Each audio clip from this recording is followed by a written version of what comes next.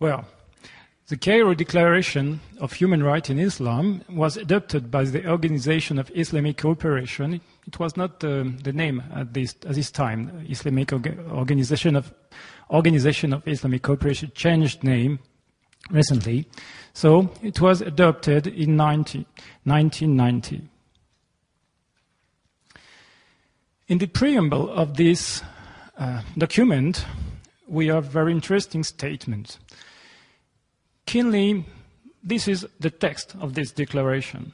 Keenly aware of the place of mankind in Islam as vice-regent of Allah on earth. From the start, we see that this declaration considers mankind in Islam as vice-regent, that is, kind of sub-commander of Allah on earth. It raises the issue of equality. Following in the preamble, agrees to issue the Cairo Declaration of Human Rights in Islam that will serve as a general guidance for member states in the field of human rights.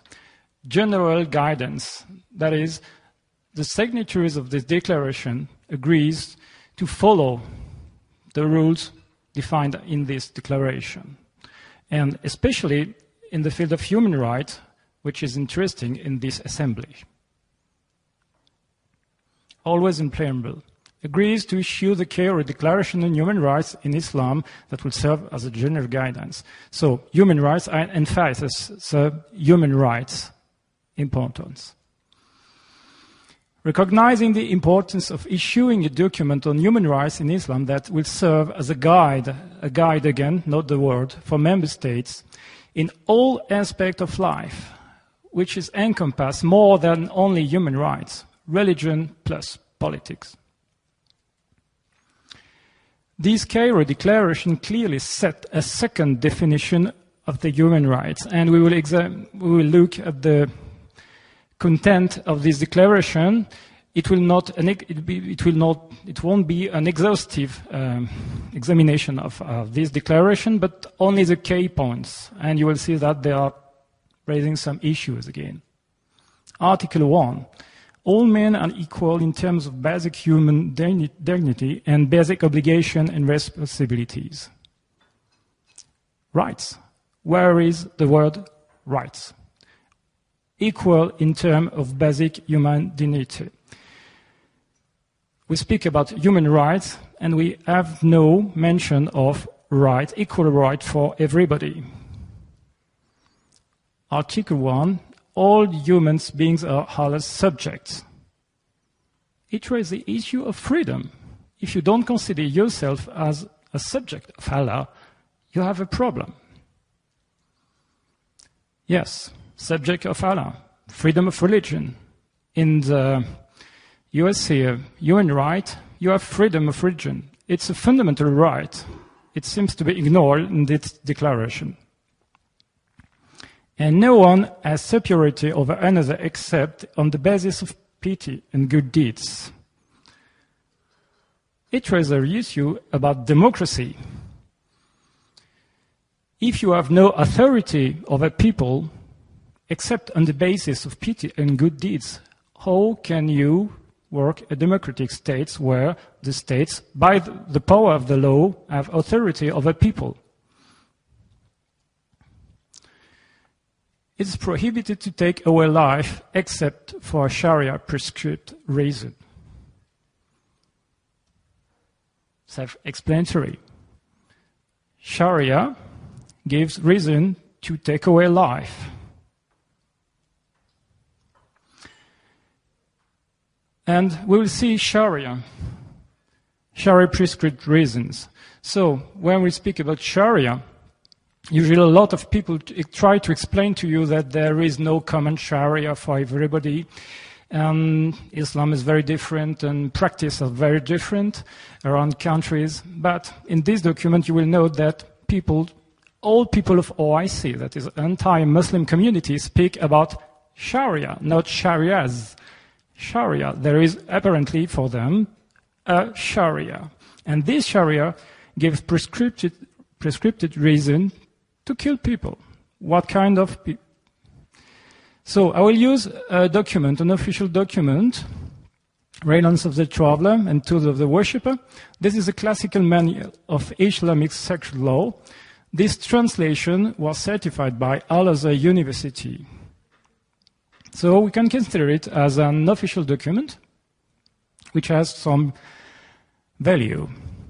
So, when a person who has reached puberty and sane voluntarily apostatizes from Islam, he deserves to be killed. This is not a legend. It's a Sharia-prescribed reason to kill people. Another reason, penalty for fornication or sodomy. The legal penalty is obligatory imposed upon anyone who fornicates or commits sodomy.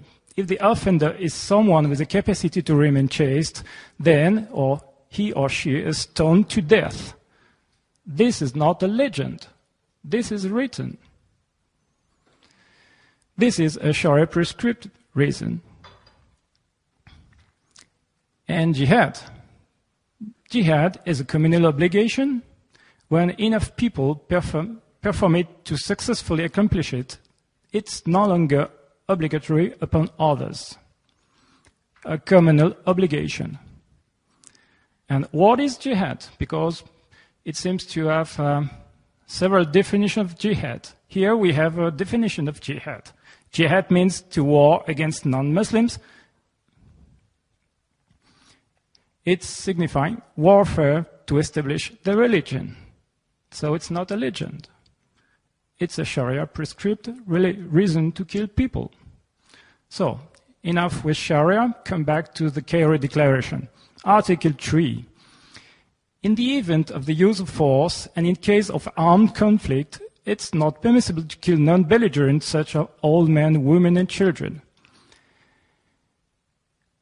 In the event of use of force, no more precision. You can apparently use force in some occurrence. Killing men, then, seems to be allowed in this case. I remind you that this document is a document speaking of human rights. Article 6.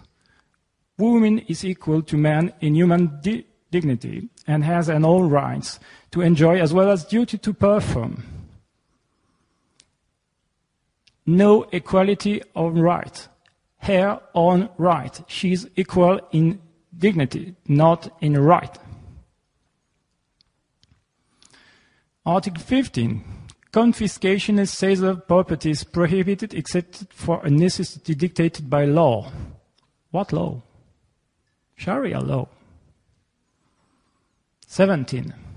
Everyone shall have the right to live in a clean environment away from vice and moral corruption, and it is incumbent upon state and society in general to afford that right. We see that concepts like vice and moral corruption, which are clearly not universal, should be enforced if you apply this declaration. And the law, once again, is Sharia law. There shall be no crime or punishment except as provided for in the Sharia. The only reference about crime or punishment is Sharia. What about international standard of justice? They have vanished in this declaration. 22. Everyone shall have the right to express his opinion freely in such manner as would not be contrary to the principle of the Sharia law.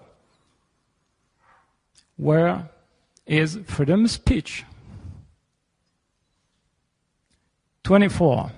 All the rights and freedoms stipulated in this declaration are subject to the Islamic Sharia. In case you've missed it, this is very clear. 25. The Islamic Sharia is the only source of reference for the explanation or clarification on any of the articles of this declaration. This is perfectly clear. So, this Cairo Declaration clearly created a second set of human rights. defined and curtailed by the Sharia law. Sharia law. The European Court of Human Rights in Strasbourg, 13 February of 2003, said Sharia law is incompatible with democratic principles. This is very clear, and for European people, this has force of law. Don't forget that every European state has to respect judgment from this court. This is not my opinion. This is quite official. So, we can deduce from that Cairo Declaration is compatible with the democratic principles and human rights. So, a question is raised. What statute for the Cairo Declaration signatories in OSCE? Endorsing the Cairo Declaration and the Universal Declaration of Human Rights at the same time is clearly impossible. So, but today, members of OIC signatories of the Cairo Declaration are also OIC members. How is it possible? Well, but we find some explanation. Again, in this book of Sharia, giving a misleading impression means to utter an expression that ostensibly implies one meaning, while intending a different meaning in the expression may also have one that contradicts the ostensive purpose. It's a kind of deception. Well, deception is bad. No. Scholars say that there is no harm in giving a misleading impression if required by an interest countenanced by sacred law, that is Sharia. That is more important than not misleading the person being addressed. This could explain the use of human rights with a dual meaning. We hear human rights as universal human rights. Some people mean human rights as Cairo Declaration human rights. Same word, different meaning. Well, what's the key of this riddle? In the Cairo Declaration preamble, the safeguarding of those fundamental rights are freedom, this is a word for Sharia, I put Sharia, is an individual responsibility of every person and a collective responsibility of the entire human, that is a community of all Muslims on the earth. It's a religious obligation for Ummah to disseminate and promote Sharia law. Some Ummah members are doing exactly that within the OSCE. Using dual words is a way to promote Sharia without saying exactly that. You speak about human rights, but it is not exactly our human right. And that's clearly a problem. International assemblies should address this problem. At some point, you cannot pretend to speak about the same human right when the meaning is clearly different. It needs to be explained. You can be boss.